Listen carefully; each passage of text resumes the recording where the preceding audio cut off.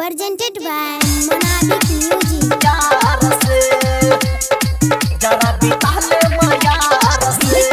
Recording Studio, Delhi. जरा बिता ले यार से सखी सैया बसल दिल्ली मंदिर कैसे कटत माघ ठंडी रे कैसे कटत माघ ठंडी रे सखी सैया बसल दिल्ली मंदिर कैसे कटत माघ ठंडी रे सरद लागे छै दहिया में सखी कैसे बचब हम जार से अब न सैया बहरा से सखिया ठंडी बिता ले यार से अब न सखी रे बहरा से सैया जरा बिता ले यार से यार से जरा बिता ले यार से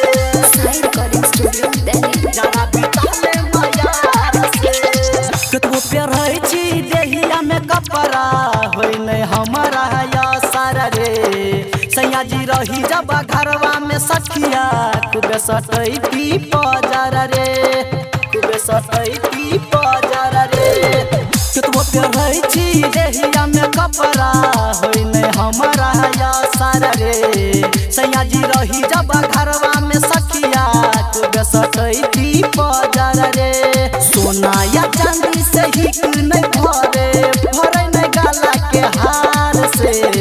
अब न सैया बहरा से सखिया ठंडी बिता ले यार से अब न सखी रे बहरा से सैया जरा बिता ले यार से यार से जरा बिता ले यार से Recording Studio, Delhi. जरा बिता ले यार से राइटर इंदल करम क्रांति कैसे ई जिंदगी कटत जी ऐसे बलम जी बेरी बेरी हटी है कैसे ई ठंडी कटत जी कैसे ई ठंडी कटत जी राइटर इंदल कार्तिक क्रांति कैसे ई जिंदगी कटत जी ऐसे बलम जी बेरी बेरी हटी है कैसे ई ठंडी कटत जी नैहर में जब हम रहे सखी मजनवा नहीं हटे दुआर से अब न सैया बहरा से सखिया ठंडी बिता ले यार से